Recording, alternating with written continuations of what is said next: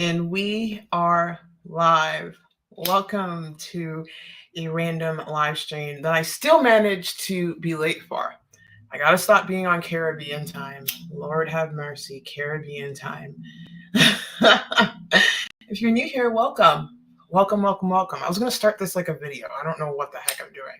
So I'm lighting some incense right now, but today we're gonna talk about unlocking your metabolism or unlocking your metabolic switch by utilizing fasting for optimal results. I absolutely love the description of this video. It is like perfect. I just got some AI software to do it.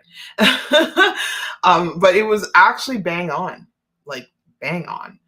I'm trying to get my Instagram story to load. Of course it didn't load. Instagram giving me issues.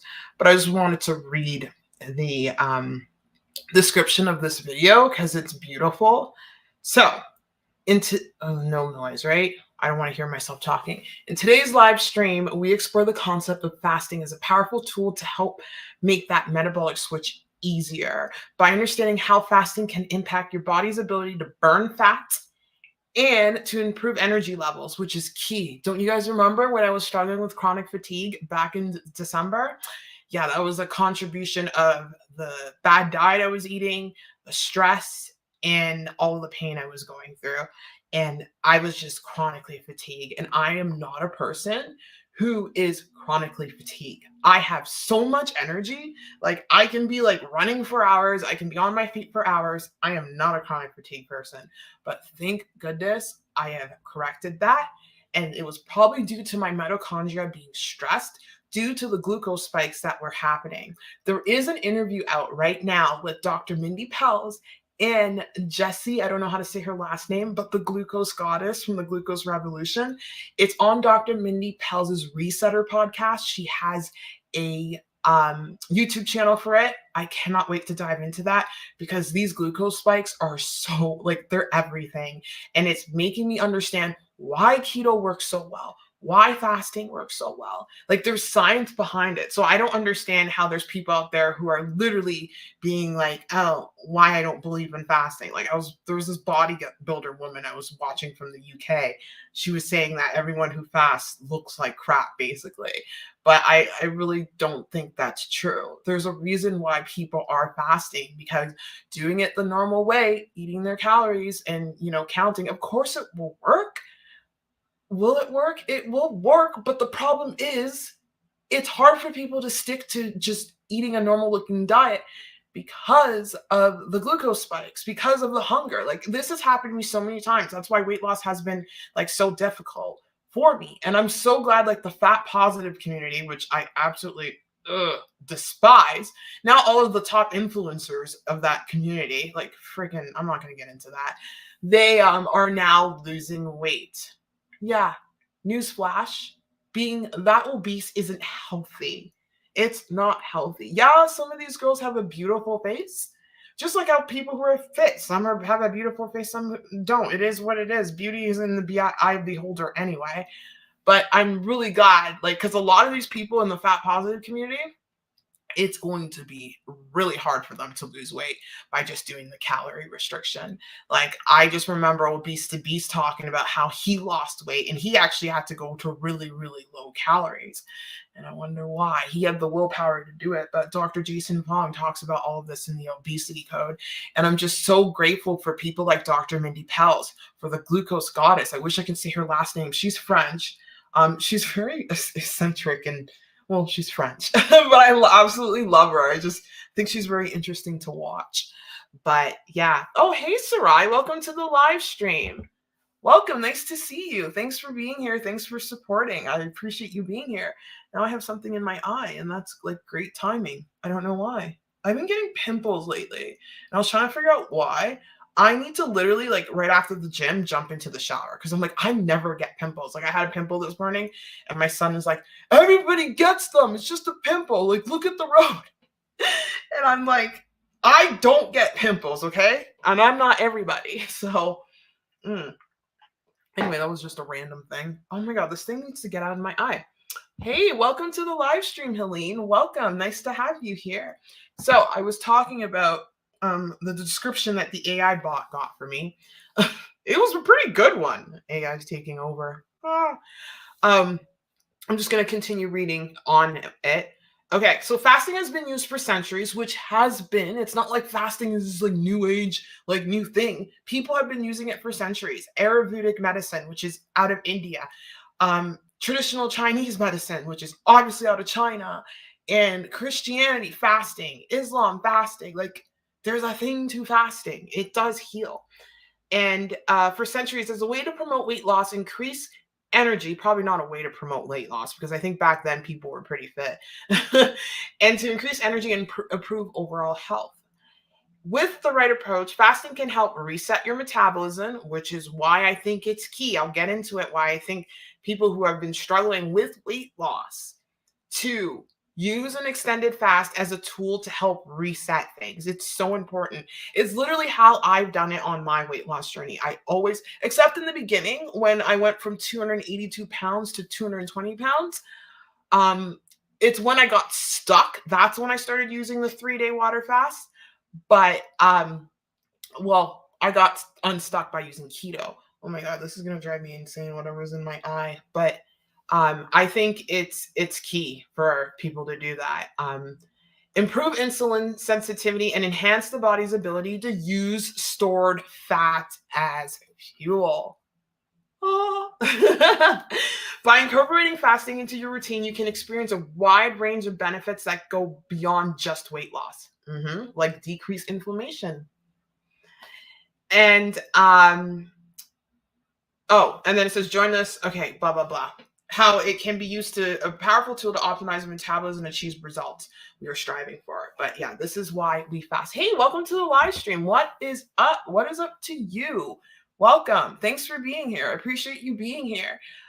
So fasting is literally, I'm just really thankful for like fasting. I'm not gonna lie, I'm not gonna be dramatic or anything. It's literally changed my life. Not just fasting, sorry, the metabolic switch changed my life. The metabolic switch has changed my life, and it's helping me to this very day with all of the inflammation I have going on in my body, with all of the stress I'm dealing with. At least with fasting, I can put myself in a situation where the inflammation goes down. Obviously, there's a bit of like physiological stress going on, but I would be way out of whack mentally if I was having a whole bunch of glucose spikes. And I think that's what happened to me a couple weeks ago. I had a pretty severe mental health event, and I was eating carbs at the time. So I'm wondering, and I was spiking a lot. So just with everything going on, I think it's important for me to stabilize my blood sugar levels. So I'm so glad I'm going back on keto, back to what works. When I was doing carbs and I was doing everything with Marcella, she's the one who gave me my keto macros, which I'm so grateful for. She understood why I need to go into ketosis. But when I was doing the normal like bodybuilding like way, I made progress like with pictures, but my weight stayed the same. It wasn't until I started introducing keto, which was literally in less than a week. It's only been a week of me doing keto. Did things start rolling down again? And I'm starting to see myself lean out again, which is really encouraging for me. Hey, Deanne, welcome. Hi, Danielle. I have to say you're looking extra beautiful. Your skin is looks amazing. Thank you so much. I actually had a girl, let me tell you a story. I had a girl in the sauna. So I don't know, I guess the universe has been sensing, and when I say universe, God, whatever, I've been listening to a lot of woo-ha things. And I don't know, I've been making a lot of conversations with people, especially women. And I met a few women at the gym, and it kind of just made me feel like, felt connected. And this one woman, she was absolutely amazing. She was talking a lot. I like people who talk a lot. Like I talk a lot, but I like people who talk a lot because I like to listen to other people talk, and I like to kind of be the ear for them. So I like very extroverted people because I am in the middle. I can be talkative, but I'm very quiet. And like, I'm very shy. I've always been like that as a kid. I was very shy. But anyway, this woman in the sauna, she like saw, and I was like, my skin was just like, sweating and everything, and she was like, your skin is so stunning, like it's so beautiful. And she was saying like that's why your skin is clear. And we made the connection. We were talking about the Mediterranean diet, how we think it's one of the best diets to go by, and I think so too. I don't think eliminating meat is the way to go, and I think eating a lot of fish and seafood is so important. Some people don't like it, but like we connected, and it was like a few of us, and there was another girl in there. I think my people are at the gym. I think the people I need to hang out with are the people who go to the gym regularly. And we were in the sauna and we were just talking, we were just connecting. And I was telling her how I was fasting and how I was doing keto. And then that's when she mentioned the Mediterranean diet. I'm like, no, I'm not doing keto in the way you think. Because when people say, because I was talking to my PT about this, when people say keto, they think meat, meat, meat. No, I am stuffing my face with vegetables. It is so important to do keto in that way, to stuff your face with vegetables, to make sure you're getting in those micronutrients. The micronutrients are important. And I'm starting to believe that macro counting is the way to go, because when you're macro counting, you're forced to get your food from a variety of sources, which is the way how the human body works. We're omnivore. We're supposed to be getting it from a variety of sources. Like people may disagree with me. That's fine. People will disagree with me. That's okay. But I strongly believe like the goal of all of these metabolic diets, whether it be keto, carnivore, I'm about. Carnivore is like a very short-term thing, but like keto and eliminating carbs, eventually we want to correct our system and we want to go back to be able to eating like a Mediterranean style diet, or a diet where we're eating like fruits and vegetables, nature's carbs, that kind of thing. So yeah, I was connecting with her on that. It was really cool. And then I saw her and she came out and she was talking to one of the ladies that worked there and she was speaking Spanish. And I'm like, you're not Spanish. And I'm like, oh, like you're because I can't assume, because there are people from Spain who have like who are like, because there's Celtic, what do you call it? The oh my god, what do you call it? The people from Spain, from that Galatia or whatnot. So there are like Celts in Spain, but she didn't look, she looked very Celtic. And she's like, oh, I'm Irish. I'm like, oh, and I'm like, how do you know Spanish? And then she explained it to me. And then I was just like connecting with her on a deep level. And then we were talking about like the beauty of like humanity, and how she was saying that she was going to go out somewhere with her Nigerian friend. And I was like, oh yeah. And I was saying, oh, I'm not Nigerian. And she's like, no, I didn't assume you were. And she was like looking at my facial features. She's like, I had a feeling, because I'm like, I'm from the Caribbean and like I was born here, but like genetically I'm Caribbean. And she's like, I can tell because she's got different features. And she's like, the Caribbean's like a mix. It's a mix of things. I'm like, yeah, I checked my DNA and I have 10 billion things in it.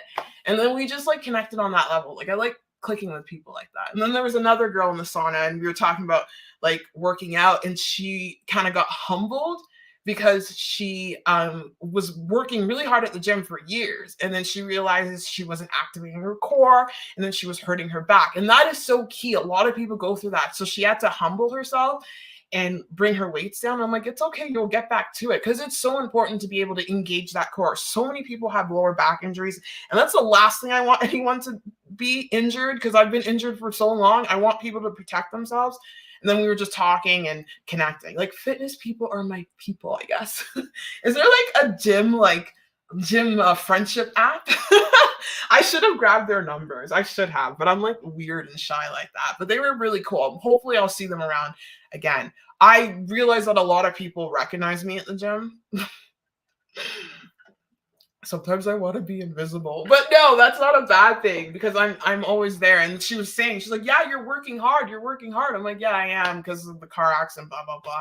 But even if the car accident wasn't there, I would still probably be working hard because I just love physical activity. It literally is, it's seriously the way I calm down my mental health. I don't know how to say it. It's my antidepressant and it's my anti-anxiety. When you take that away from me, things are not well. So I just love movement. People don't understand it. People don't get it. I really don't care. It's not a bad addiction to have. So movement it is. Anyway, I'm talking a lot. Hey, welcome to the welcome to the live stream. Nice to see you. Hey, Julie, nice to see you. I saw you posted a comment recently. So glad you're here. Welcome to the live stream. Where's Omad Manny, yo? I have no idea. Manny touched my heart yesterday because I was getting a little bit vulnerable on Instagram, and he really said some words that like really was gonna, I don't want to cry. I cried today at the gym. I don't like crying. I'm not even I'm not even at the emotional part of my cycle. I'm at the good part of my cycle. Like my cycle just ended. So it's like the good part. But I'm like, I don't know. I guess like I just been emotional because of reflecting back on everything I've been through, and like what Manny said to me, I'm like, oh my God, that really just it hit deep. Like whoever thought like strangers can connect with you on a deep level like that? Because damn, I appreciate that from him. I don't know where Manny is. He's probably working. Manny's very, very busy. Like he's doing so much. I know he's training for a course. He works full time. He's trying to take care of his health. Like, let the man do what he got to do. Like, I think honestly, Manny's doing the right thing because I'll tell you this: the worst. What the heck is going on out there? The worst thing to do, I think personally, I know this might be controversial, but when I started my weight loss journey, I was not on YouTube. I was on Instagram, and I was barely on Instagram. I think the worst thing to do is to start your weight loss journey on YouTube because it gets a lot of pressure. Now, people can prove me wrong. Back in the day, it was easier with Gracie's journey and stuff, but I think it's better to just stay off of social media and really focus on yourself because social media can literally mess you up, get into a rhythm and get things going. Like Manny's doing his thing. I know he's doing his thing. And yeah, I'm just weird about kickstarting your weight loss journey on social media. Like once you lose like a bit of weight and you got some momentum, then you can go on, but you really have so much to sort through. Why make it even harder by having the pressure of uploading daily or doing this or doing that? Like so many like weight loss YouTubers that went viral. Maybe I'm grateful for not going viral because if I went viral, I probably wouldn't lose the weight. Like, let's be honest. I probably wouldn't lose the weight because I'll be focused on trying to get viral, focusing on not the work, but being a YouTuber. No, I'd rather get results. I'd rather get results. Like, that's the thing. So anyway, there's my got to get him going. Yeah, he's doing his thing. I talk to Manny. He messages me here and there. Manny is a very special human being. Like, he is a very special human being. And we need more people like that in this world. He's awesome. Yep, I hear you. Anyway, my son is making noises. I'm going to go over there and grab him by his hair in a second. But he knows I'm doing a live stream and he's like squealing and stuff. Anyway, let's get into the topic at hand. So, using fasting as a tool to make that metabolic switch easier. I think it's really important to do this. Number one, why? Because it helps stabilizes that blood sugar. I think it's so important to jump into an extended fast of some sort. I think 36 hours minimum is good enough. If you can go 36 to 72, you don't need to go more than that unless you're feeling it. Like with my last fast that I just did, I probably could have went longer, but again, I don't exercise while fasting. And I always say this, fasting is a tool to help kickstart that healing, to help kickstart you into autophagy, to help level out your blood sugars. So when you stabilize the blood sugar, guess what happens? It stabilizes that hunger. Because I've been on this journey for so long. Oh my gosh, like just jumping into a calorie deficit, that's hard. Because guess what happens? You get super hungry. But when you lose weight and you make that metabolic switch, whether it be through the fasting, which I think is the easiest way to do it, you're not hungry. Like literally, I went to the gym today I'm not going to even say how long. And I only had a breakfast, a very high fat keto breakfast. And I am not hungry right now. I'm sipping on electrolytes. This is why losing weight in this way is just completely easy. Now, if I was eating throughout the day and eating carbs, it may be a little harder, but I want to get to the point where I can do that. But honestly, guys, I don't know what it is. My body, it's just the way my body responds. Whenever I introduce carbohydrates, I will make changes, but the weight will move off slowly. And hunger is still a challenge. It's still a challenge. Like, I had one off day when I was eating carbs and I ended up ordering Greek food. It's still a challenge. But when I do keto, I don't know. It's just that metabolic switch. Why keto? When you're in a keto diet, guess what happens? You're producing ketones. The ketones literally shut off things. It goes up into the hypothalamus of the brain, shuts off hunger hormones.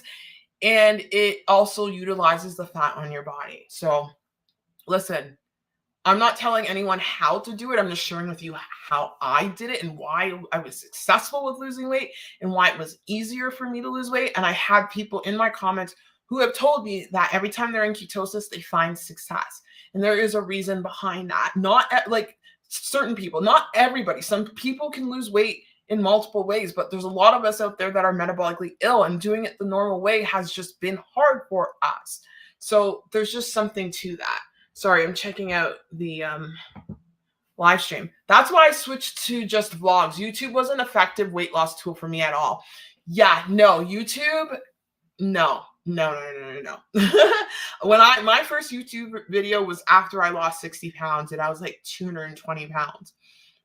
That was my first YouTube video. It's not, back in the day it would have been a good accountability tool, but YouTube is a different beast now. Back in the day, it was like, you know, OG YouTube, everything was creator. It wasn't so freaking, what do you call it? Corporatize? Is that the right word? It wasn't so fancy. You didn't have all these big channels. You didn't have all of these like friggin' like SEO stuff where, you know, also it's so obvious when people use that SEO stuff. YouTube will punish you for that, just so you know. When, like, I'm growing my channel naturally through hard work, through daily uploads. And yeah, that SEO stuff, it's so obvious when people do it. And yeah, YouTube will, they're not a big fan of that. I don't think so. But like with all of this like nonsense, YouTube just became a cluster. And I know people out there are craving more of just like, you know, talking to the camera. Why do you think Sam Sulik blew up? Because he's just straight up to the camera, no fancy editing or everything. And it's not to say that you need to do it in his way to be successful. No, you can have the fancy editing and still, you know, win. But it's just people just want, they don't want the bull, you know? I don't want the bull. Well, some of my favorite channels are like small YouTubers. I enjoy watching small YouTubers. So yeah, or like one-on-one, or like watching bodybuilding content, like Julia Renee. Like, I'm excited. She's starting her prep now, and she didn't get rid of her videographer, but she's more wanting to do it how she started off her YouTube channel, was just a camera and her talking. I like that. I feel connected to people. Molly May is an example of that. Molly May, anyone know her? Love Island, Tommy Fury boxing. She does her channel like that, and she owns a company and all of that. She just does it like straight to the camera, and I gotta watch Molly May, and I like that. I like that authenticity. I guess that's what people are craving. SEO is just, it's basically using, I don't know how to describe it. Search engine optimization. So basically using tags and tools to see, I don't know much about it. That's why I didn't go viral, to make your video be pushed out. It's not just for YouTube, it could be for websites. So search engine optimization, making sure you're ranking on like Google, or you're ranking on YouTube. That's what SEO means. But people are like paying for services, and there's all sorts of crap going on. There's robot. It's just, it's ugly. I think the best way to grow your channel is organically, you know? And yeah, I think it's the best way to go. Like Dr. Mindy Pels. Look at her now. She's at 1 million subscribers, over 1 million, and she's rocking it. But anyway, some people buy YouTube ads for their videos too. Yeah, I saw that. That's actually a new thing YouTube is allowing people to do. That is a bit different, because that's you paying YouTube to promote your video. I might consider doing that.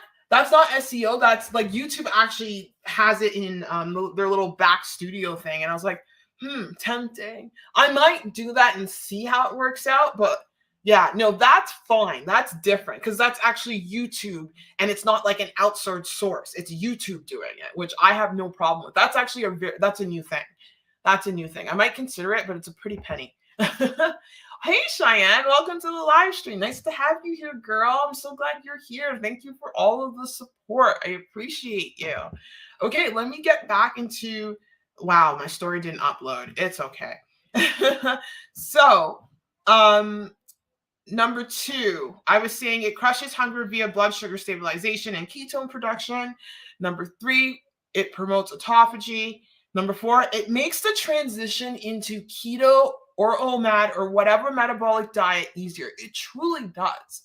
Like when you're out of control with eating and when you're out of control with eating, your blood sugar is spiking like crazy. I wish I was wearing a CGM when I was struggling with binge eating. I'm sure it was like, whoop, whoop, whoop, whoop.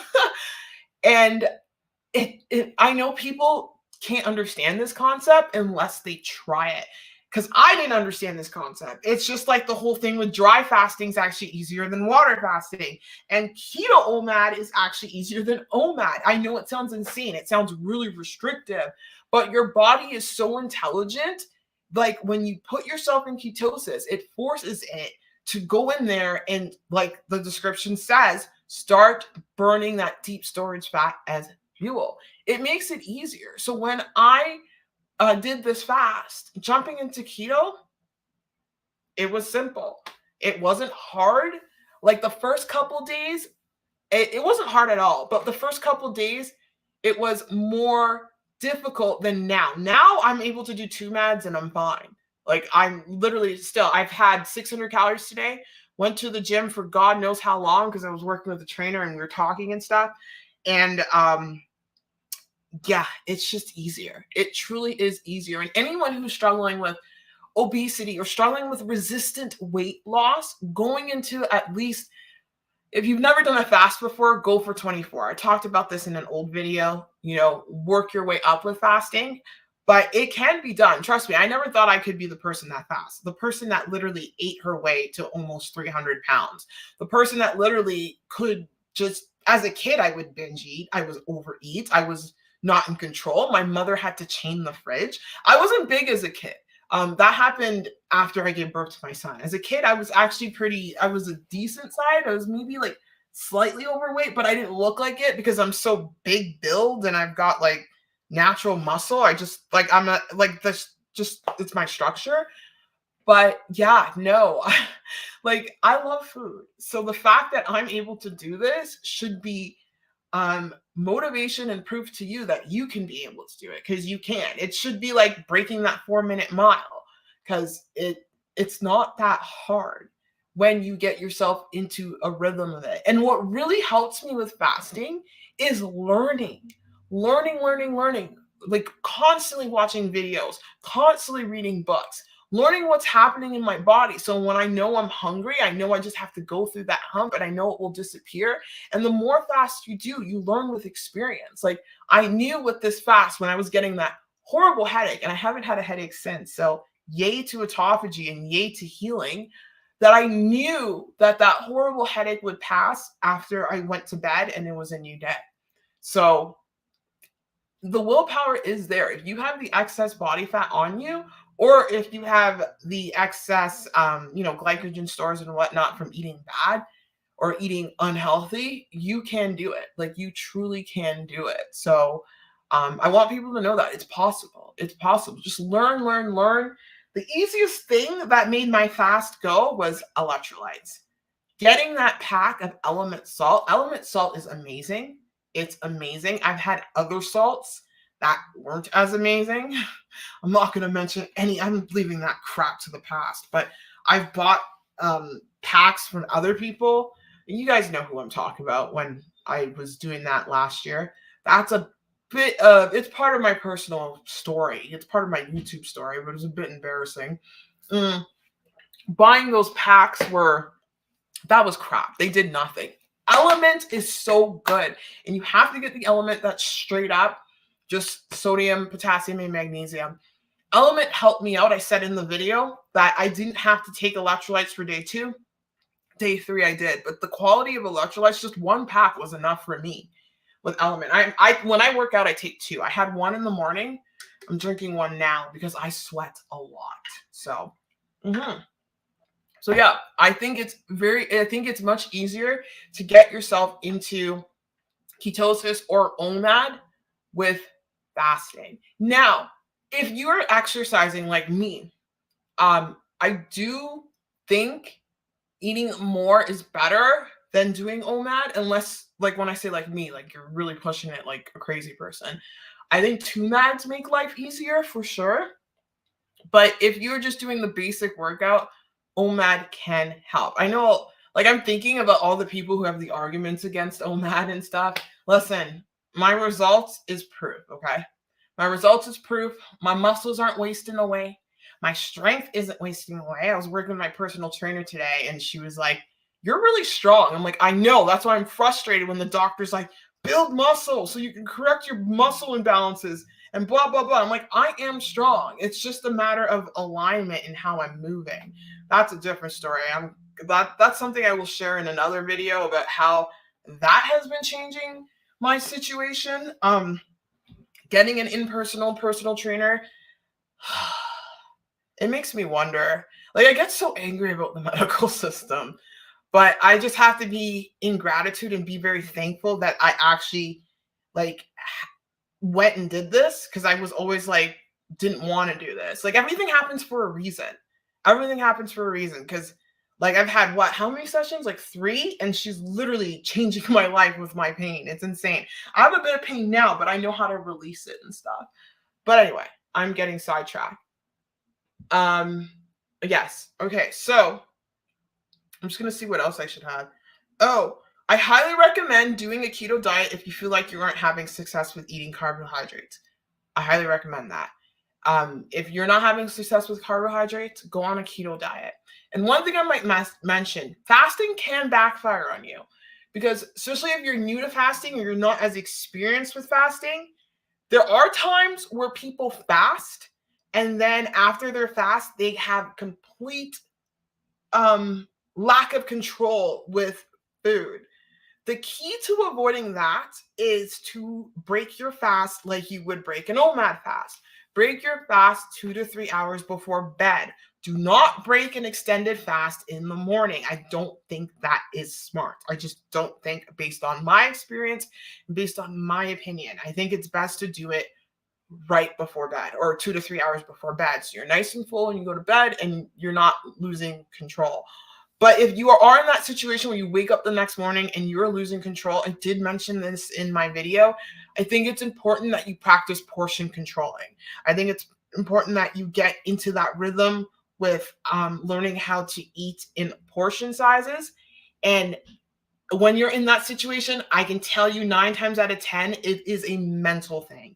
It is a binging thing. It is you trying to run away from something. It is you just being really stressed out and you're turning to food. Trust me, I've been there.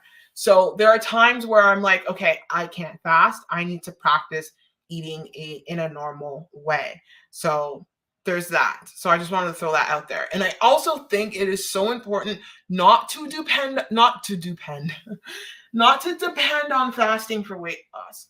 Listen, I am a strong believer that we are going to do all this fixing. We're going to heal our bodies through the innate wisdom our body has through fasting.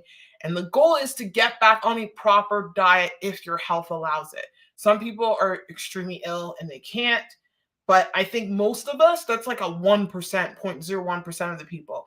The majority of us, we should learn how to eat properly. And I think the best way, based on my experience, is macro counting. Macro counting is the way to go. I love it. I think it's the best way to learn how to maintain your weight. I think it's the best. Oh, I'm doing macro counting to lose weight too. Duh. It's just best. I like it better than calorie counting because it forces you to get different sources of foods, different sources of nutrients. And it forces you to make sure you're eating your vegetables. Whereas calorie counting, obviously calorie counting will work, but you're getting more of a diverse foods when you're doing it this way. And when you do macro counting, it kind of forces you to kind of limit, depending on your macros though, to limit those blood sugar spikes, to limit those up and downs, because we're learning so much that it's those blood sugar spikes that are important. And what people need to understand is, I'm doing a video about this, is that when doctors test people for diabetes, they're testing people for their fasting blood glucose levels. Well, a lot of people have quote unquote normal fasting blood glucose levels, but I learned this from the glucose goddess. There's a study that came out in 2018 that showed that literally people can eat like breakfast cereal, normal breakfast cereal, and have their glucose spike to above 125 milligrams per deciliter, also known as 6.9 millimoles per liter. I believe I did that right.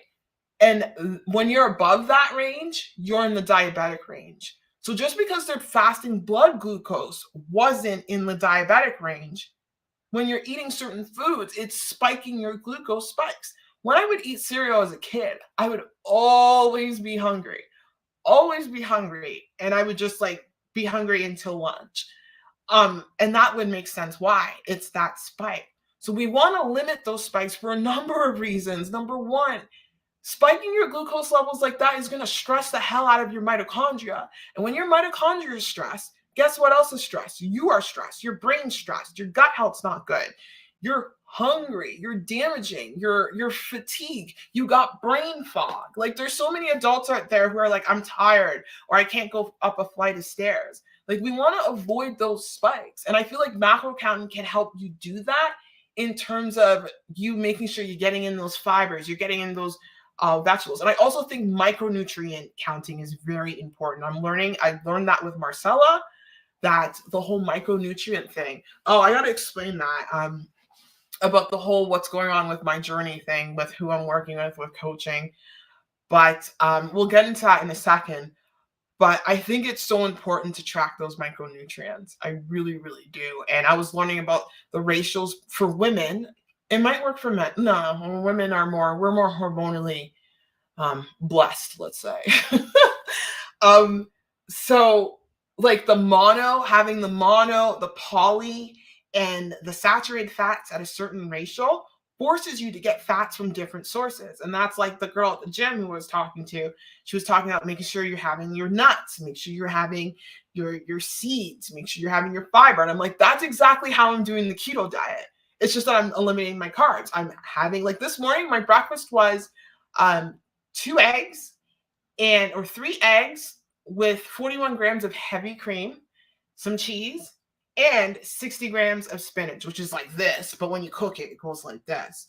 I always make sure to have the vegetable with every meal. I'm about to have my next meal. I'm starting to get hungry now. And I'll probably have some edamame and some beef, some Albertan beef. I don't know why I'm saying it like that. The beef here is really good. Like food in Alberta compared to Ontario's not my home. I've disowned Ontario. Back in Toronto, magnificent. I love the food out here. It's so fresh. Anyway, thinking about food, I think my blood sugar probably went down. Yeah. Oh, and another thing I want to mention, the only blood sugar spikes I'm actually having is when I deplete myself post-workout. So, and I wouldn't really call it what did she say a spike was? Was it more than 2.9? But it's in the low range. So it's not like I'm at a stable 5, which is, I don't know the other unit, and then I'm spiking to like diabetes range. I'm literally like low blood sugar, like borderline hypoglycemic. I'm not. It's just how that's actually normal for someone who doesn't have quote unquote fasting diabetes, which is the low fasting or the high fasting blood sugar levels. So what would happen after the gym, especially after the sauna, I would notice this. I showed it with you guys in the video, but my blood glucose levels would go to the 3s. It would go down to 2.9. And then I would feel I would get a spike and it would go to like 4.9, which is still low. That's still a fasting blood glucose rate. Anything that's below 5 millimoles per liter or 100 milligrams per deciliter, that's good metabolic health, according to Dr. Mindy Pell. So that's like real. It's not the doctor's thing. That's the doctors say up to 7, I think. Yeah, they do. But I think the Glucose Goddess says below 5.6, which is 125 milligrams per deciliter. But anyway, I got a spike like that, and then it went stabilized, and I was hungry. I'm getting hungry now, so I think that is a spike. I want the glucose. I wish I could ask her this. How can I ask her this?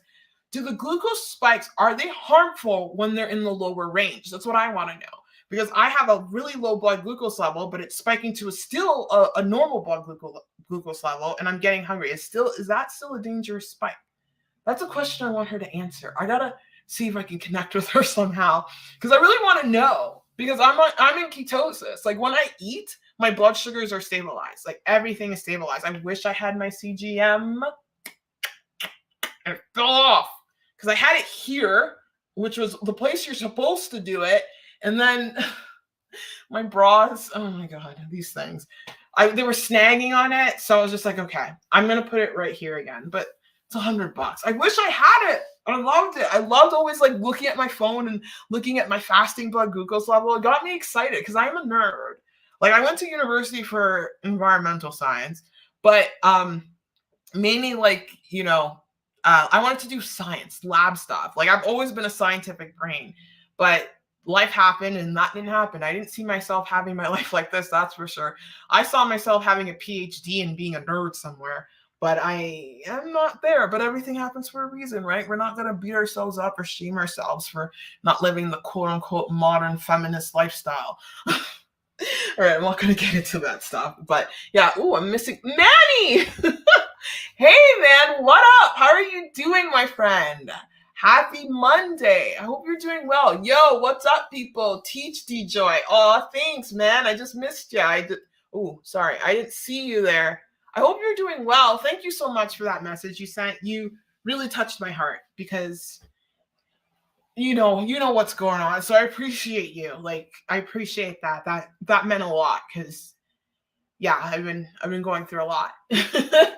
But I'm trying to create light in the darkness because literally my middle name is Joy. I am a girl that's by nature happy, always laughing, love to dance, love to be goofy, and that has been stolen away from me because of my own decisions, which is fine, meaning just being in a very toxic situation. But the beautiful thing about when you put yourself somewhere is that you have the power to take yourself out. So I know everything's going to be okay. I know it will. I can feel it in my heart. And again, I want to cry, but no crying. I will cry after the stream. I don't want to cry on YouTube. I cried at the gym today. I don't know if I told you that, guys, because I was just getting emotional. Yeah, it's been hard. And it's just to see people actually wanting to help. Obviously, there's money involved. I'm not stupid. But it's not only that. It was just like she was really trying to get a way to help me because it's been hard. And I just want my body back. I just want to be like my freak athletic self. I just want to be doing my clap push-ups. I want to get to doing pull-ups. I don't know. Who knows? Maybe I'll get into CrossFit. Yeah, I want to be a bodybuilder, but that's like a goal of mine. But like, I want to run a marathon. I want to run 100-mile runner or 100-mile race that David Goggins does. I know I could do it. My knee will heal. My knee will be fine. I don't care. There might be arthritis in it. David Goggins is way worse off. It's that Goggins mindset. Like the body will go only where you push the mind to. And I know I can push my mind past my limits. My mind is very strong. Problem is my mind is my best asset and it's my worst asset, meaning that I can beat very freaking hard on myself, very freaking hard on myself, and very hard on my body. And today someone's like, you're fine. And I'm just like, no, I'm not. I need to get rid of this. But yeah, I don't know. It's just balancing those two wolves, because I'm very hard on myself, but I'm very strong-minded as well. So yeah, I don't know what I was talking about. Okay, the live stream's still going well. There's no issues with the internet. Oh, sorry, I'm emotional. Ooh. Yes, it is emotional. Emotional eating is tough. Honestly, to help you with emotional eating, stop eating like the good food.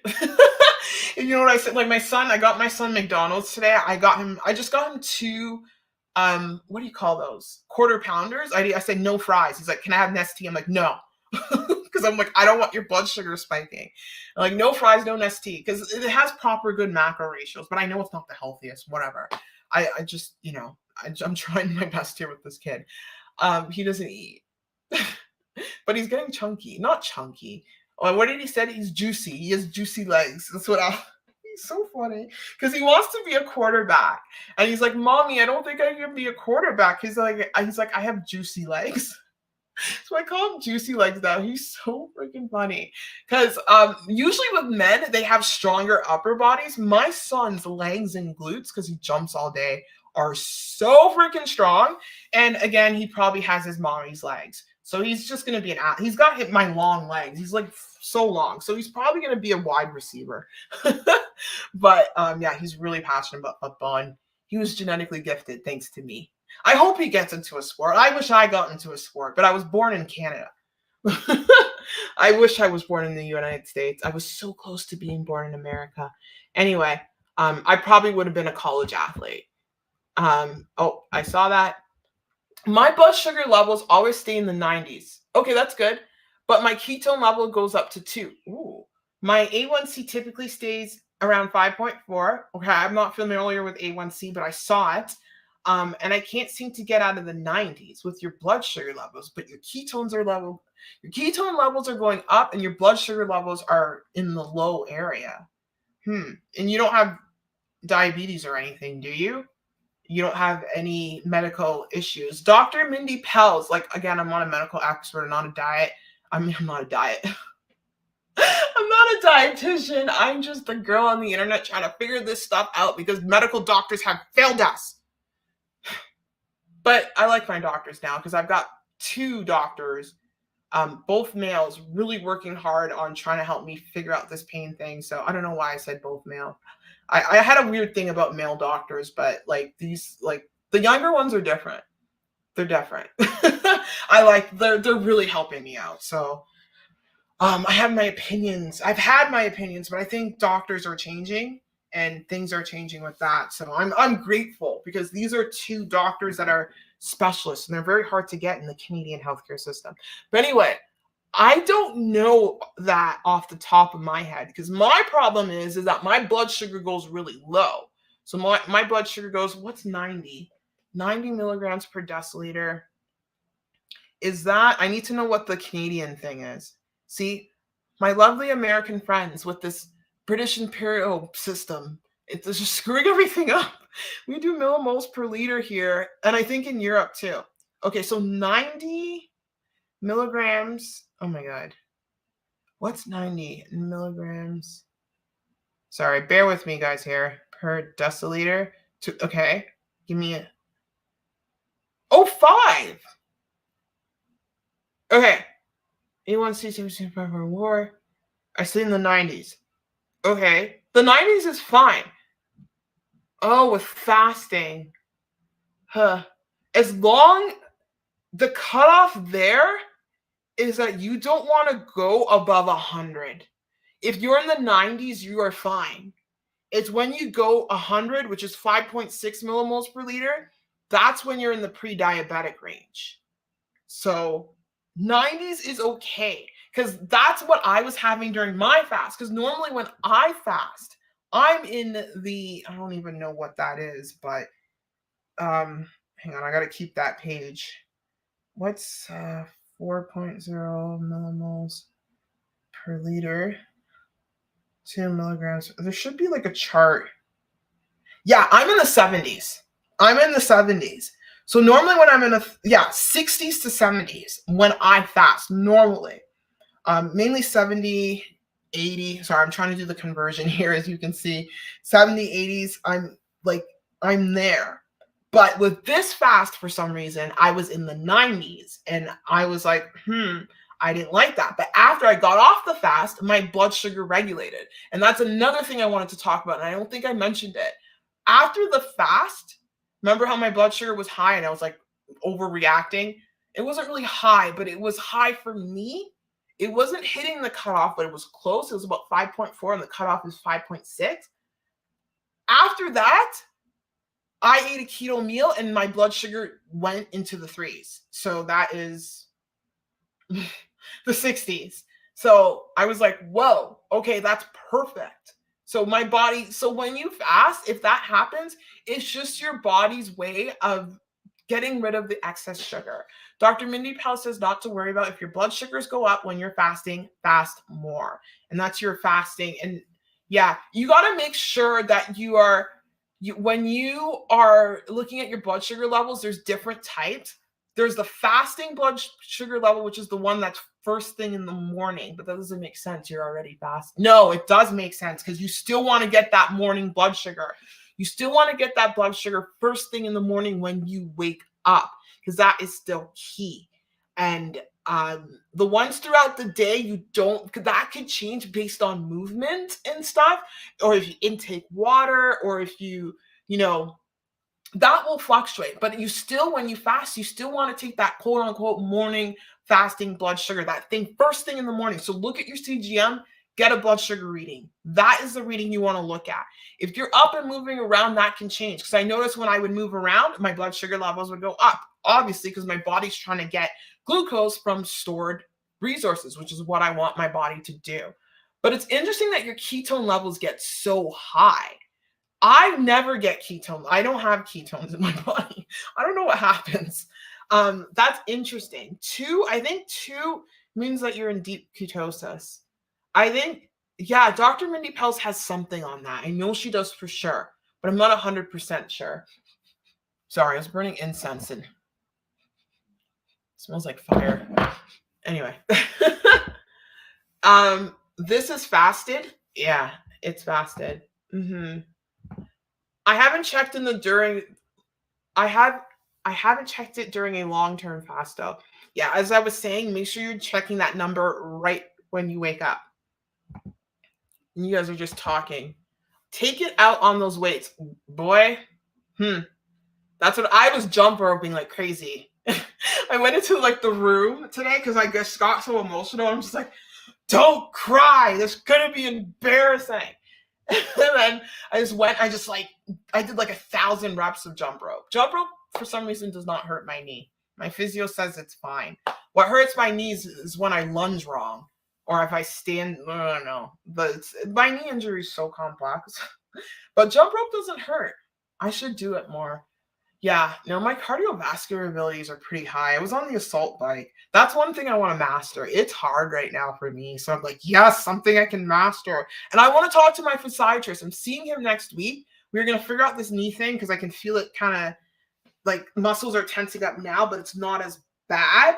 I want to ask him if I can start running again because I miss running.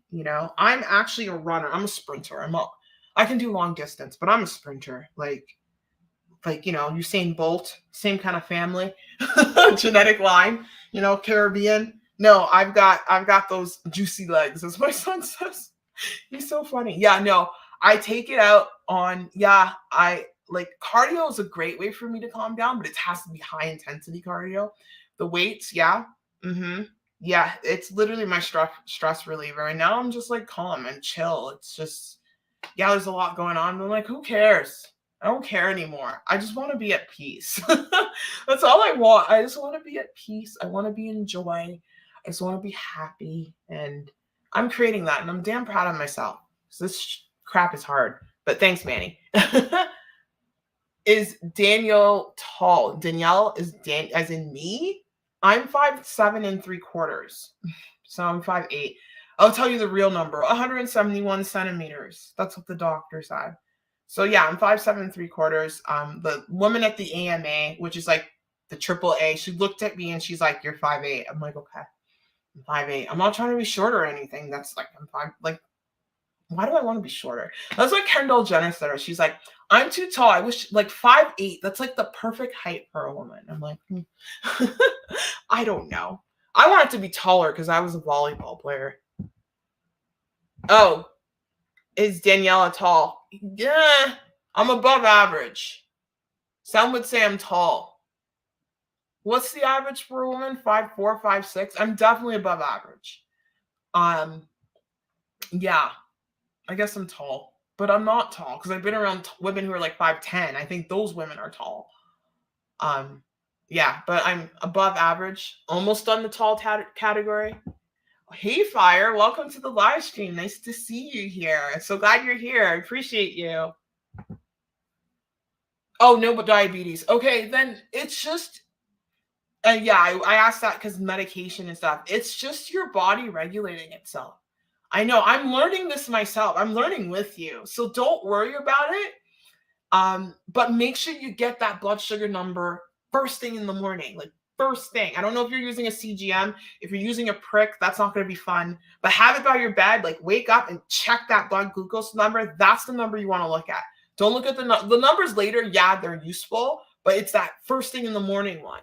You want to know. You want to know. That's key. Oh, I love how you know that, sir. Yes, 5'7¾". I just It is 5'8", 5'8", okay, 5'8". I have long legs. My blood sugar level was 94. Okay, that's fine. After losing 100 pounds, the level went down. Yeah, good for you. Good for you, Julie. Good for you. And I'm so glad you guys are checking your blood sugar levels. This is awesome. Like, more people need to do this. Everyday people need, like, everyone has to do it. No matter what your weight is, no matter, I don't know why I said everyday people. We are everyday people. But you know what I mean? Like, when I meant to say that, just not people with diabetes. We all need to check it, because those blood sugar spikes mess up our mental health. It affects our, like, our gut health. Mitochondria is stress. When that is stress, a whole bunch of systems are stressed. Like, the glucose goddess talked about it. She's not overweight at all. She's this tall, like, lean French woman. And she had many issues with her glucose levels spiking after her accident. Like, when you get injured, something happens to you. Like, I feel like, because after I got injured with my son, that's when everything went haywire with my whole system. So it's like that inflammatory response does something, because she, like, broke her back in several places, and she ended up getting a really good surgeon to fix her up. But then she was noticing she was more sensitive to glucose spikes. She figured that out, and it was messing up with her mental health. She had a lot of mental health issues. So yeah, I look taller than that. No, I'm 5'7 3/4". No, I'm not. My fastest blood sugar is in the 70s, low 70s. Yeah, that's good. That's good. That's pretty good. 70s. Yeah, 3.9. Yeah, that's good. That's good for sure. Oh, cardio. Yeah. I like to run though, cardio. Yeah, you're a runner. Yeah, no, I miss running. I miss running. I like to do everything. I don't think there's one thing I don't like to do. Maybe throw a football, but that's a sport because I can't throw a football. But I can catch. I can do a lot of things. I am just an athletic freak. Kind of wish I was in a sport though. Maybe he'll join something. Who knows? But yeah. Yeah, I think mine should be in the low 90s. Or maybe join. Oh, yeah, that is something. I'm right beside a BJJ class. Muay Thai. Oh, I used to do Muay Thai. Oh my God. That would be so good. Do you know how much, like, I would get out? Oh my God. I love martial arts. I really do. And then I can protect myself too with all the craziness going on in this city. Yeah, no, that's really good. I would. Right now, oh, this would be a good time to segue into that. So right now, I was working with Marcella for a month. I'm still going to get a video out, like, reviewing everything, because we made so much progress. But because I messed up my knee at the gym because I was doing an exercise wrong and I was loading it with a lot of weight, it was told, like, someone recommended, out of the 10 billion people I see, that I see an in-person personal trainer. And I was kind of like, I don't want to do this. Let's see. And then I'm so glad I did, because I ended up seeing the personal trainer that actually signed me up to the gym that got me to my gym right now. And when she was working at the other gym, because I couldn't find this gym. I didn't know where this gym was, because there was always construction. I'm like, where the heck is this gym? I was like, oh, I found it. But I am now going to be working with an in-person personal trainer, because I need to do it. I have to. She's caught so many things with the way I'm moving. So basically, when you are chronically injured, so you have a chronic injury and it's turned chronic, I said chronic like 10 billion times, your body starts to move in ways that it shouldn't. And my whole left leg and my left core is just not moving right. And she's given me so many tools. I'll be working with someone else that she kind of, like, trained. So I'll be working with this person, and I trust her judgment for that. So yeah, I'm going to do in-person personal training, and they use the app I was using with Marcella. So it's just going to be easier. I'm going to be doing that for a bit. Personally, I'd like to, not do that, but I need it. I'd like to work out on my own, but I want to get into bodybuilding. So with bodybuilding, I really can't do that on my own. Some people have. I've known, like, Michelle McDaniel, but she's a personal trainer. Maybe I'll just become a personal trainer. Why don't I just do that and just train myself? No, wasn't I supposed to do that? I have so much things going on. Yeah, if I do personal training, I would, yeah, online, in person, because I do know somebody through somebody who is the manager of LA Fitness, but LA Fitness ain't in Calgary. I wish it was, because these gyms are getting loaded. Gosh, LA Fitness is in Edmonton. I don't want to be in Edmonton. No offense. I just don't. I don't know. I don't want to be in Edmonton. I like them. I like Calgary. I feel like things are just fresher down here. Water. There aren't any oil refineries. Nothing wrong with oil. Just I don't want to be near the refineries. Anyway, I don't know where my brain's going, but I don't know. I don't know. Yeah, I was supposed to do that, but I'm trying to figure out my life out, and things will fall into place. I know that for sure. I don't know what I'm talking about now. Um, oh, 5'4" is average. Okay, I forget. In men, it's like 5'6". Yeah. I'm like, that's short. Is it? There's a cutoff rule for that. Short kings. No, I like tall. Anyway, I don't know where I'm going. It's a safety thing. I don't know. It's like evolutionary. It's like feel like the bigger man can protect. You know? I don't know. I don't know where I'm going with this. Ouch, broken back. Yeah, she basically jumped off a ridge in Hawaii, and she fell in the water wrong, and she broke her back pretty badly, but she got a really good surgeon. When you break your back, oh, it's hit or miss with those surgeries. Like I've heard so many stories, like with my car accident, and I've heard people. Sometimes back surgery can be successful, sometimes it can't be. Like I'm blessed I didn't need that, you know. I just have a lot of joint issues and that causes a lot of pain and stuff. But like Joe Dispenza, I don't know how the heck he did that. It sucks. Injuries suck. And like when I see people at the gym injured, like there was this guy on the treadmill today, his arm was fully like I feel bad, man. Injuries are just not freaking fun. They are horrible. I don't like them. Here's to being injury free. It will happen. I know it will. Because I'm so determined to. And my body, I have a very good body. It's responding well to everything. I just needed to give it the right medicine, which is movement. So yeah, broken back. It sucks. Is it a bodybuilding trainer? No. So at the gym I go to, there are like 10 billion trainers, and I'm starting to understand how the personal training system works because there's tiers and stuff.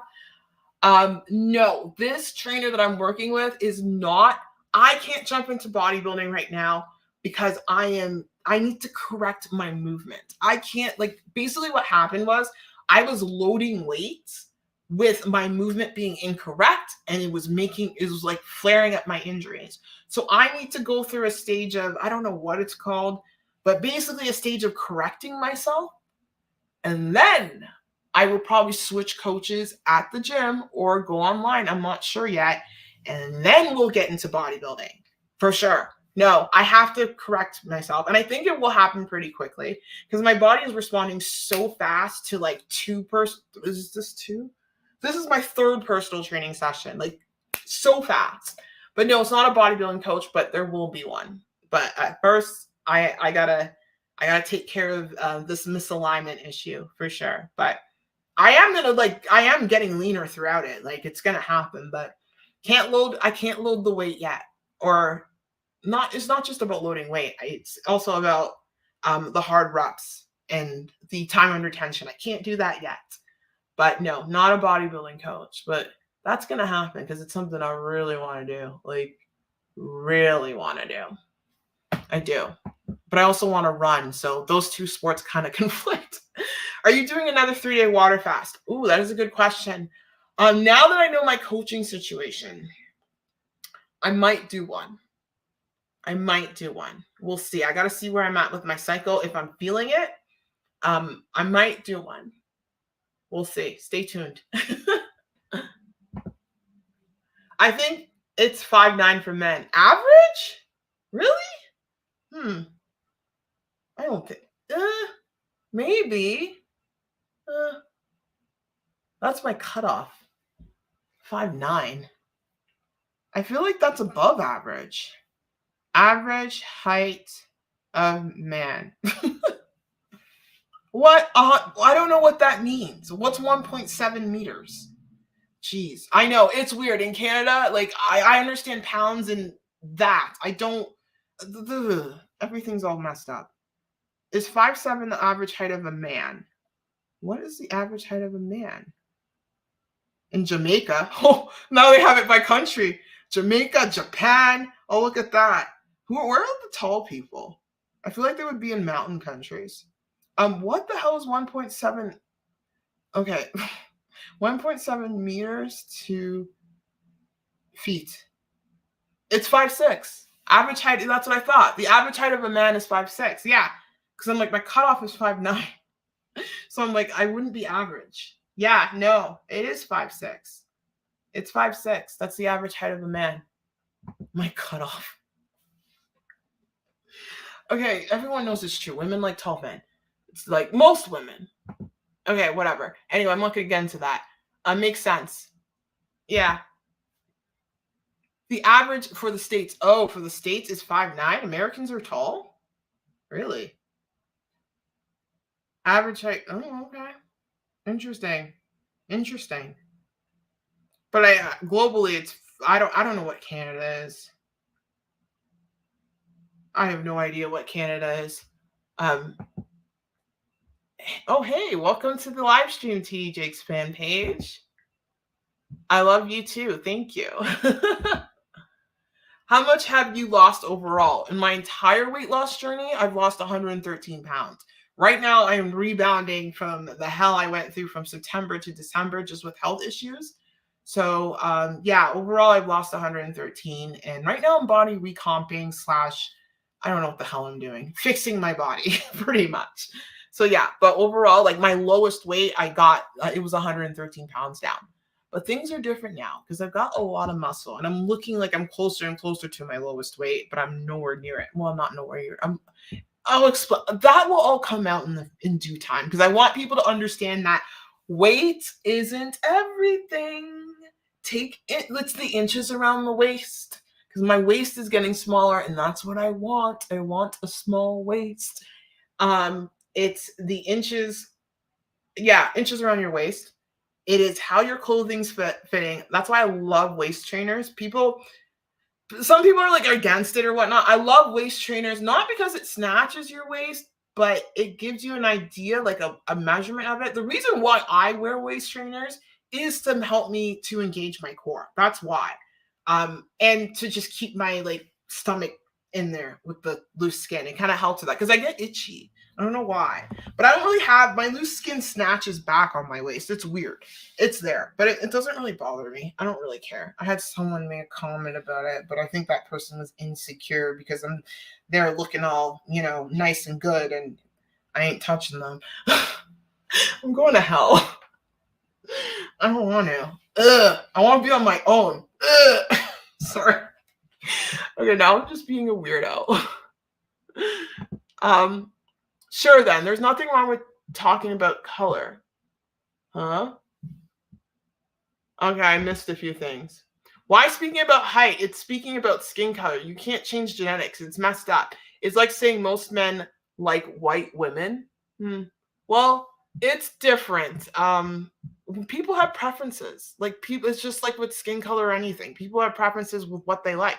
Some people like it all. Some people like this. Like my preference is I like height because I'm tall. That's what my preference is. It's messed up. There's nothing a black person can do to be white. Well, the same thing with short people. And that's fair, I guess. But it's just preferences. I don't even know. I don't even really want to get into that.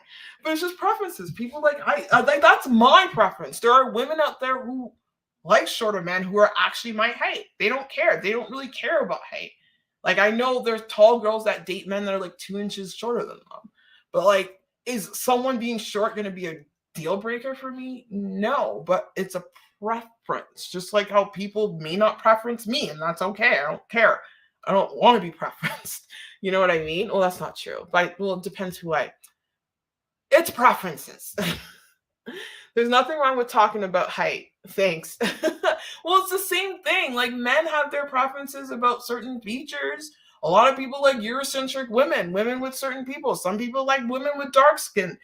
Some people like all sorts of women. It is what it is. You know what I mean? Some people like women with who are like petite and tiny, have nothing on them. Some people like women who have, this. Like it's all about preferences. Like I said, beauty is in the eye of the beholder. So yeah, I was talking about my preferences with my neighbor. And stuff like that. But I'm not going to get into that. I'm not going to get into that. Sure, then there's nothing wrong with talking about color. People have their preferences. It's people like what they like. It is what it is. I don't know. There's people who like everything. There's people who date people who are different and stuff. Context. Now you guys are going at it. I don't know if I'm going to let it all out. I'm just going to read it here quietly and see. It does not matter how this goes. What's your comment? Yes, it certainly does matter. You guys are okay. Now I'm getting entertained. I can't have popcorn. What can I have? I can have that amame. I'll have popcorn again. Its context here is attraction is right. So we were talking about apples to apples. So within some I know what you're saying. It's not fair. People can't change their height or people can't change their skin color, but it's like it is what it is. You're not going to be aligned with someone who doesn't like you for the way you look. So it is what it is. People are going to like you or people are not going to like you. Take it or leave it, but I'm talking about romantic things. But again, for me, it's not a deal breaker. If a guy is shorter than me, he better be buff. Daniela, it's a safety thing. I don't know. It's evolution. Okay. I just want to be protective. If someone's trying to come after me, I want the man to protect me. I'm not saying short men can't protect people, but I don't know. Where's Manny? Because Manny's 6'9". Manny's gone. I'm where's Manny? I want his input on this. Well, would it be fair? Well, he's really tall. But then again, Manny's 6'9". I have friends who are I wouldn't date a guy higher than 6 feet tall. And I'm okay, that's fine. That's their preference. Manny's 6'9", some people may not like that. For me, the higher, the taller, the better. That's cool for me. But everyone has their preferences. We're all different. It is what it is. I don't take offense to it. Not everyone's going to think I'm attractive. I know that, especially being here in Alberta. Oh, the standard here is a blonde hair, blue-eyed thing. I don't give a crap. It is what it is. That seems to, well, then I've had other people tell me, okay, I'm not going to get into that. I had someone, okay, I'm not going to get into that. I'm just laughing.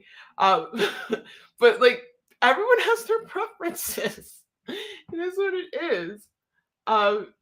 You guys are, okay, I'm trying to read, should I let this out? Well, you guys can see it anyway in the replay. The context, so hang on. So within the same context, I'd say talking about color is right. If by some token you are talking about height is also okay. Well, if you want to relate height to color, but I don't really know if you can do that. Can you do that? Well, I guess you can because you can't change it, but I don't do that. I don't really care about that. I don't know. This is getting weird. This is supposed to be about weight loss. Yes, most men do not like black men. The standard attraction is white. But then I've had other men say other things. So it is what it is. The standard attraction is that. But it depends where you go. You go to certain countries, they like certain things. You go to other countries, they like other things. I have people who are completely opposite than me and they think I'm very attractive. It's literally individual. This is one thing I hate. People like to clump things together. It's literally individual. My neighbor, she's freaking Scottish, blonde hair, blue eyes. Guess what her preference is? It's not people who look like her. She likes opposite. It literally is individual. It truly is. People like what they like. I see, oh yeah, Nade, freaking IFBB pro girl. Her husband, guy from Ohio, he chased her, she was in the military and stuff. He chased her down. Nade, she is from Ghana, I believe. Is it Ghana? Very dark skin, very beautiful.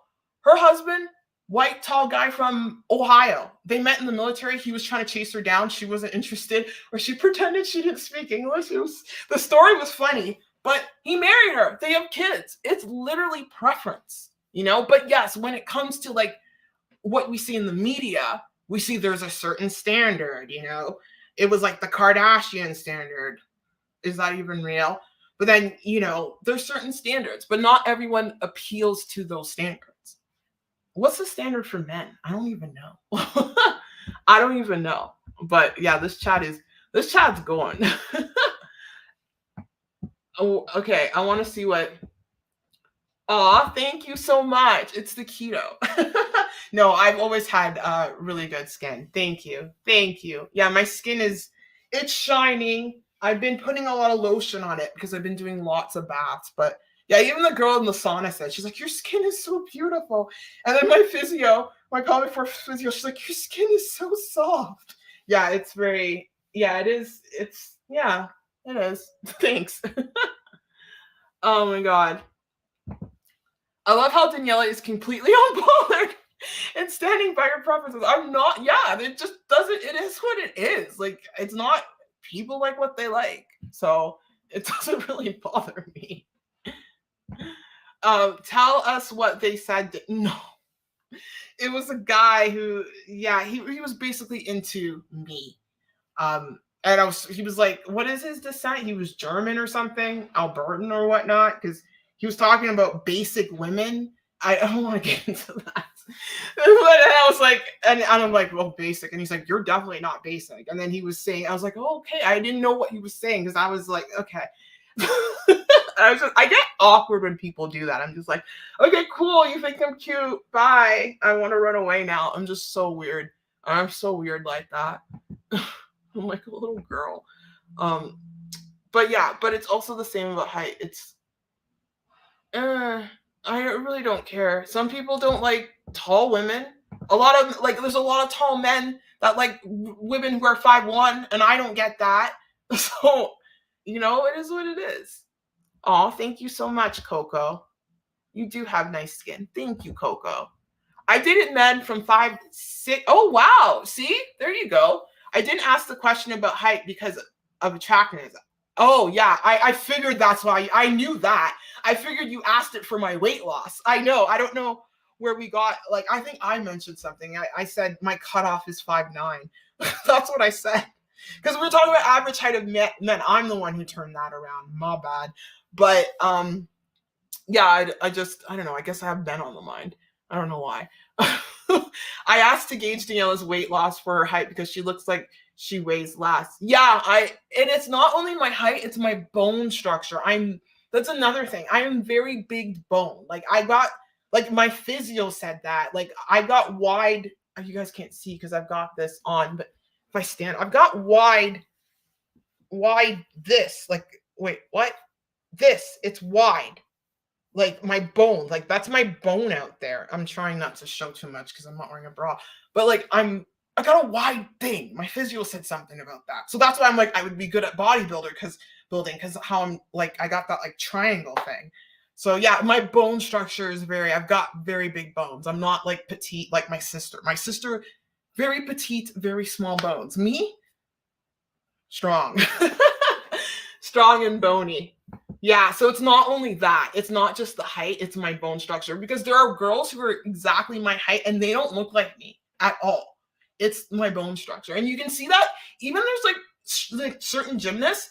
Gymnasts are tiny, like 5'1", 5'2". Some of them have my bone structure as well. So it's literally not just height, it's bone structure. I don't think everyone likes the same thing. That is not true. If that is definitely not true. That is not true. I don't think everyone likes one standard. I can tell you that based on my friends and who they've dated and who they're married to. And my friends are all over the block. They're from all sorts of parts of the world, all sorts of. No, I honestly don't think everyone likes the same thing.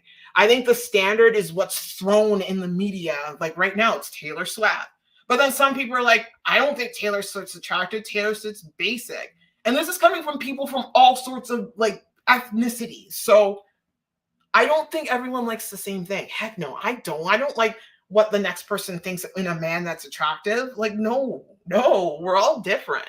I don't think so. I don't think so. I really don't think so.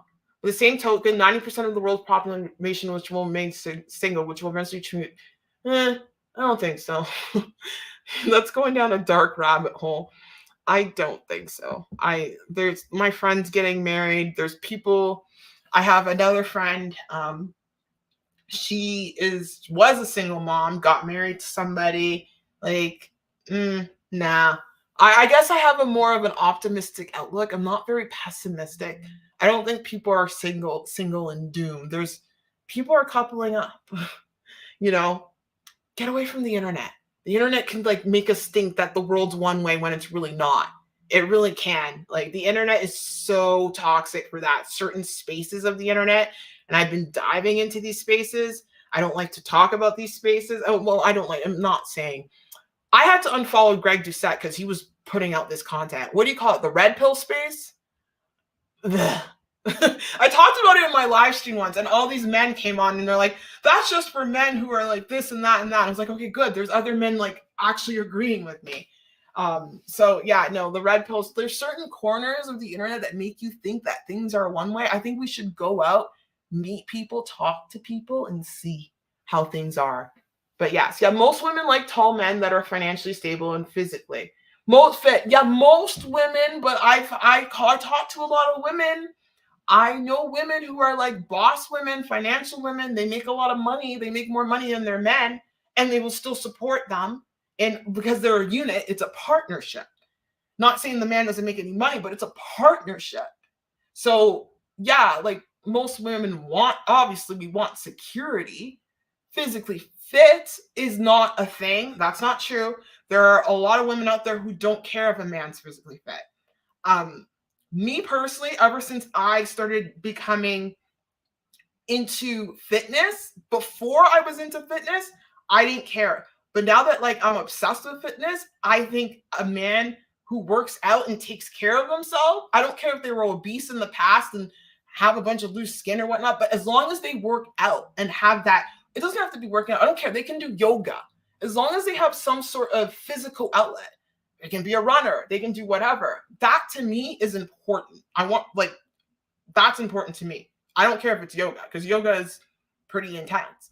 I think for me, someone who takes care of themselves physically, mentally, emotionally, especially for a dude, because men have a lot of energy. Not all men. I don't want to put all men in a blanket. Like my son, there is no way he cannot be able to not be physically active. He'll lose his mind. He's jumping around right now. Like I think it's an outlet, and I think it's important for me that a partner is very physically active, and I'm just not compatible with someone who isn't, because that's just my opinion. But not every woman's like that. I know women who don't care about that. They look for other things. Like I said, everyone's different. Everyone is different for sure. But anyway, this live stream's going way off topic. Wide rib cage. Yeah, I do. I have a very wide rib cage. I do. And I think it's going to help me with bodybuilding. But anyway, thank you, Sarai. This live stream got really interesting. I like to keep my channel to weight loss. I'm thinking about starting a podcast with my friend. But I don't know if I want to show my face. I said, can we do voiceless? But like people might recognize my voice because my voice is, it's different. I don't think people talk like me. But yeah, I do want to get into these topics. But my passion with this channel is weight loss, helping people lose weight, fasting, all of that. I want to get into preferences with this and that and blah, blah, blah. At the end of the day, the world's going to do what they're going to do. And I don't give a crap. And just based on my experience of what I've seen, people like what they like. That's for sure. Oh, I'm just reading what Sarai said. Definitely important to have shared interests and lifestyles. Yes, whatever that may be. I think it's key. I think it's key to have that. And obviously differences too, but for me, like that's like a deal breaker. It's literally you have to be doing something. I don't care if it's MMA. I don't care if it's golfing. Well, I said golfing. Maybe not golfing. Oh my God, but it's technically a sport. No, Bleh. But no, it's like, sorry. I was talking about golf with my neighbor, and she's like, her husband likes golf, and she's like, I don't get it. I'm like, she's like, I go to the golf range to let things out. Like, if I go golfing, I would have to be drunk, and it would have to be mini golf. I don't get golfing. That's a different story for another day. But anyway, I really don't care. Like, it's like everyone's different, and I hate, one thing I can't stand is when people blanket people into one thing. I look at people individually, and attractiveness to me is an individual thing. Yeah, I do have preferences, but it's all about individual. I think so, because everyone's different. There's 8 billion people on this earth. Are we at 8 billion? I don't know. I'm looking at my watch, but yes. Yes, for the podcast. Yeah, no, my friend really wants to start one, so I might do one with her. We'll see. We'll just talk about random crap. But yeah. But I don't even suggest people to lose weight to look attractive. I say do it for health. Me too. It's all about health. It's all about health reasons. In all honesty, the less attracted, the better. Relationships cause problems. It's all it does. You know what? I sounds like you're coming from a place, and trust me, I'm in the same place, but my outlook is different. It's all about picking the right person. Usually over years, you realize that person's not compatible for you and you leave. I like, relationships can cause problems if it's with the wrong person.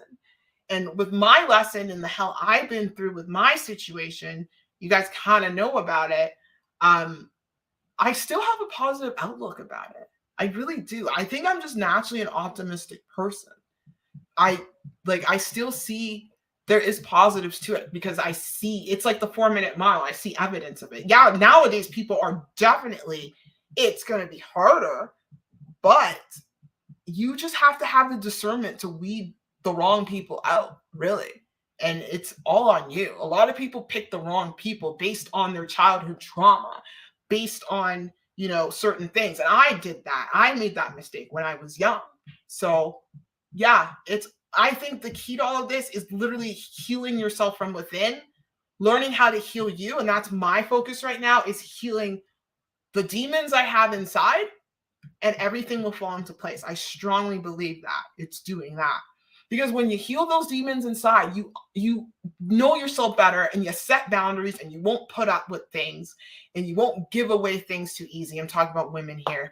And you have more respect for yourself, and you can understand what you want and what you don't want, as opposed to, going in a way that comes from a place of hurt.